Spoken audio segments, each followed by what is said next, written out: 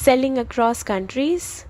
Here's how to set up multiple currencies in Zoho CRM so you can track deals globally without confusion. If this helps, make sure to like and subscribe for more Zoho tips. First, log into Zoho CRM and click the setup icon in the top right corner. Under the General section, choose Company Settings. Tap on Currency Settings.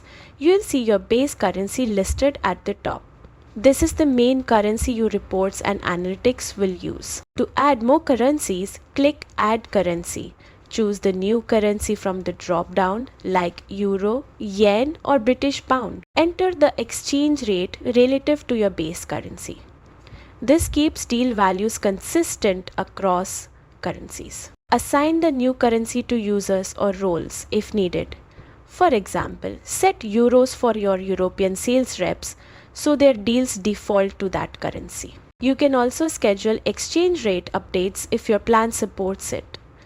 Zoho can automatically refresh rates to stay current. Click Save once done. Your CRM is now ready to handle deals in multiple currencies, clearly labeled and converted in real time. Now your global team can close deals without any currency confusion. Like this guide, tap like and subscribe for more